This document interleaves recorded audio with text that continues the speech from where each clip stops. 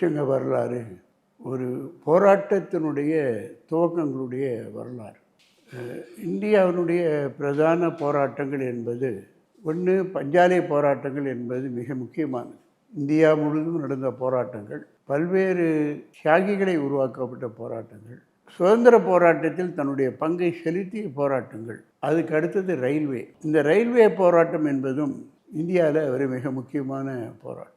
Railway போராட்டம் தென்னகத்தை பொறுத்தவரை, பஞ்சாலை போராட்டம் தென்னகத்தை பொறுத்தவரை மிகப்பெரிய போராட்ட களமாக மட்டுமல்ல, அது பல்வேறு தலைவர்களையும் உருவாக்கி கொடுத்தது. சிங்காரவேலர் போன்றவர்கள் இந்திய கம்யூனிஸ்ட் இயக்கத்திற்கு, இந்தியாவினுடைய தொழிற்சங்க இயக்கத்திற்கு ஏராளமான பங்குகளை செலுத்தியிருக்கிறார்கள் என்பதை தொடர்ந்து நினைவில் வைத்துக் கொள்ள வேண்டிய ஒன்று.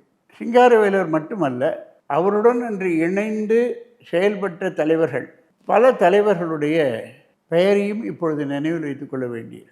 அதற்கு பிறகுதான் ஏஐடிசி உருவான பிறகு அகில இந்திய மட்டத்தில் அதில் கிட்டத்தட்ட இந்தியாவினுடைய சுதந்திர போராட்ட தலைவர்கள் மகாத்மா காந்தியை தவிர பண்டிட் நேரு, சுபாஷ் சந்திர போஸ், பாலகங்காதர திலகர் போன்று இருக்கக்கூடிய ஏராளம். ஏன்னா பாலகங்காதர திலகர் என்பவர் தான் தொழிற்சங்கம் ஆரம்பிக்கணும்னு நினைச்சார். அவருடைய சிந்தனையிலேயே தொழிலாளி வர்க்கத்தை ஒன்று திரட்ட வேண்டும் என்கிற சிந்தனை திலகருக்கு தான் முதல்ல வந்து. ஆனால் அவர் முதல் மாநாட்டில் இல்லை, அதுக்கு முன்னாடி இறந்து போயிடுறார். அது இந்தியாவினுடைய சுதந்திர போராட்டத்தில் ஏகாதிபத்திய எதிர்ப்பு, முதலாளித்துவ எதிர்ப்பு, இது ரெண்டும் இருந்தது ஆரம்ப காலத்தினுடைய தொழிற்சங்க இயக்கம். ஏகாதிபத்திய எதிர்ப்பு இல்லாமல், ஏன்னா தொழில் ஏகாதிபத்தியத்துக்கிட்ட தான் இருந்தது, பிரிட்டிஷ்கிட்ட இருந்தது, ஃப்ரெஞ்சுக்கிட்ட இருந்தது, பாண்டிச்சேரி, மாகி, இந்த மாதிரி டச்சுக்கிட்ட இருந்தது. ஆக ஏகாதிபத்திய எதிர்ப்பு என்பது தொழிலாளி வர்க்கத்தை திரட்டுவதற்கு ஒரு பிரதானமாக இருந்தது மட்டுமல்ல, நீங்கள் முதல் ஏஐடிசி மாநாட்டில் ஏராளமான முதலாளிகள் கலந்துக்கிட்டாங்க. முகமது அலி ஜின்னா கலந்துக்கிட்டார்.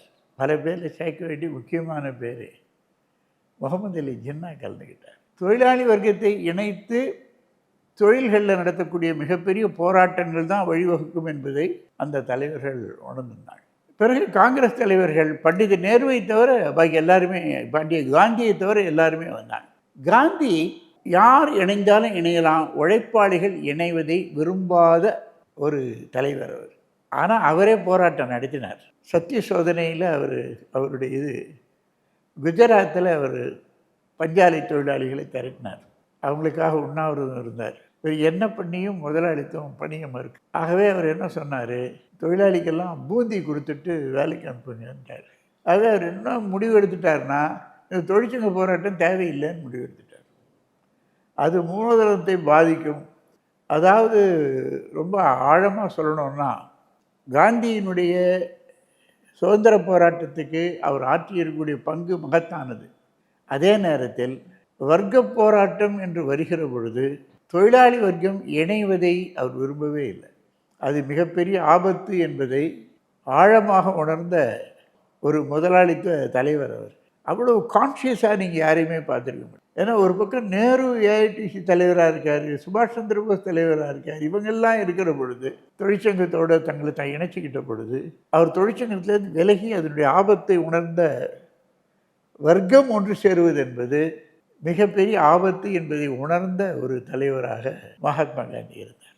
கிட்டத்தட்ட அதே நிலைமை நீங்கள் தமிழ்நாட்டை பார்த்தீங்கன்னா, தமிழ்நாட்டில் 35 அந்தமானில் இருந்த கைதிகளை விடுவிப்பதற்கு ராஜாஜி முயற்சி செஞ்சார், விடுவிச்சார். அவங்களாம் ரயில்வே போராட்டத்தில் விழுப்புரத்தில் இருந்தும் இதிலிருந்து கைது செய்யப்பட்டு அந்தமானுக்கு அனுப்பப்பட்டவர்கள். அப்படின்னா அன்றைக்கி தண்டனை எப்படி கொடுமையாக இருந்ததுன்னு பாருங்கள். அன்னைக்கு அங்கேருந்து அவங்களை விடுதலை பண்ணதுலேயும் ராஜாஜிக்கு ஒரு பங்கு.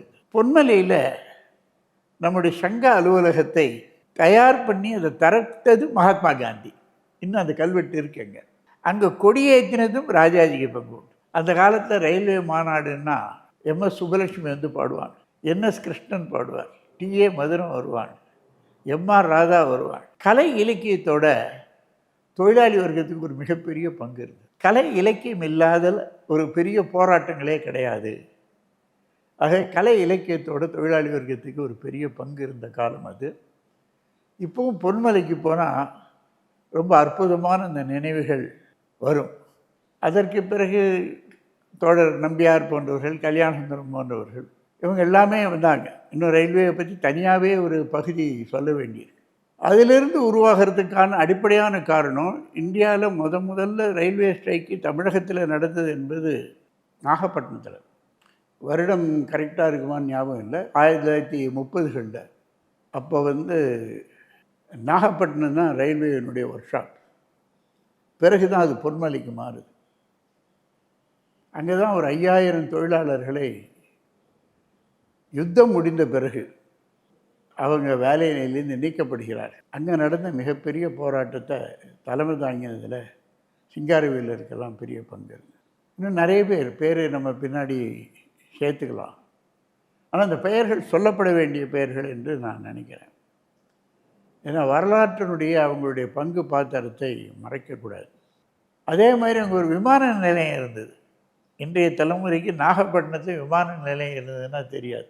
ஏன்னா இராணுவ தளம் இறங்குவதற்கான விமான நிலையம், ஏன்னா கடற்கரை ஓரமாக இருந்ததுனால அங்கே ஒரு விமான நிலையம் இருந்தது, அங்கே கடற்படையும் இருந்தது, விமானப்படையும் இருந்தது, மிகப்பெரிய ரயில்வே ஒர்க் ஷாப்பும் இருந்தது. பிறகு தான் அந்த ஒர்க் ஷாப் பொன்மலைக்கு போக ஆரம்பிக்கும். அந்த ஒர்க் ஷாப்பில் வேலை செய்தவர்களில் வேலை நீக்கம் செய்யப்பட்டவர்களுடைய ஒரு குடும்பத்திலிருந்து தான் வந்தவர் பாப்பா உமாநாத். அவர் ஒரு பிறக்கும் போதே போராளி குடும்பத்திலிருந்து வந்தவர் தான். அவர் பொன்மலைக்கு வந்த பிறகு பொன்மலையில் அவருடைய பங்கு என்பது தொழிற்சங்க பணிகளை பார்ப்பது. என்ன தொழிற்சங்க பணி? தலைவர்களுக்கு டீ காஃபி எடுத்து கொடுப்பது. அது ஒரு பெரிய பணி. சில பேர் அது தப்புன்னு நினைக்கிறாங்க. நீங்கள் வேலை செய்கிறீங்க, உங்களுக்கு நான் டீ காஃபி எடுத்து கொடுக்குறது தப்பே கிடையாது. ஏன்னா நான் தலைவர்னு நினச்சிக்கிட்டால் அது தலைவர் அல்ல. அன்றைக்கி பாப்பா உமாநாத் பாவாடை சட்டை போட்ட ஒரு பெண். வரலாற்றில் பதிவு செய்யப்பட வேண்டிய பெயர்களில் பல பெயர்களில் ஒன்று ரயில்வே இயக்கத்தில் பாப்பா. அதே மாதிரி பஞ்சாலை இயக்கம் என்பது பெருமளவுக்கு வளர்ந்தது என்பது தூத்துக்குடியில். Madurai Coats mill, Coimbatore mill, இவைகளில் பெருமளவுக்கு போராட்டத்தை நடத்தியவர்கள் வஉசி. வஉசி தேசியவாதி. வஉசி தேசிய முதலாளித்துவம் இருக்க வேண்டும் என்று நினைத்தவர். அதே நேரத்தில் ஏகாதிபத்திய எதிர்ப்பு என்பது பிரதானமாக வெளிவந்தது. அதாவது பல்வேறு கேரக்டர்கள் இருந்தாலும் அதுதான் இருந்திருக்க முடியும் அந்த காலத்தில். அதில் ஒரு அற்புதமான பணியை ஆற்றியவர்கள் அவர்கள். திலகர் பாலகங்காதர திலகர் போராடி அவர் 6 ஆண்டுகள் தண்டனை கொடுக்கப்பட்டு பர்மாவுக்கு கடத்தப்படுறார். அப்போது பம்பாய் தொழிலாளிகள் 6 நாள் ஸ்ட்ரைக் அடித்தாங்க. 6 நாள் ஸ்ட்ரைக் அடித்தாங்க. போலீஸ் எதிர்த்து போராடினாங்க. அந்த போராட்டத்தில் ஈடுபட்டதில் அகல்யா ரணதேவி, பிடி ரணதேவியினுடைய சகோதரிக்கெல்லாம் பங்கு இருக்குது. அது மாதிரி ஏராளமான அகல்யா ரணதேவி மாதிரி இருக்கிறவங்கெல்லாம் பங்கு பெற்றது. துப்பாக்கி சூட்டை சந்தித்தவங்க அகல்யா ரணதேவி, பிடி ரணதேவியோட மனைவி. பின்னாடி நம்முடைய கட்சியுடைய மத்திய கமிட்டி மெம்பராக இருந்தாங்க. அவங்களோடலாம் பழகுவதற்கோ அல்லது அவங்களோட உட்கார்ந்து பேசுவதற்கோ ஒரு கமிட்டியில் இருந்திருக்கோ வாய்ப்பை என்னை போன்றவர்கள் பெற்றதே பெரிய பாக்கியம்னு வச்சுங்க.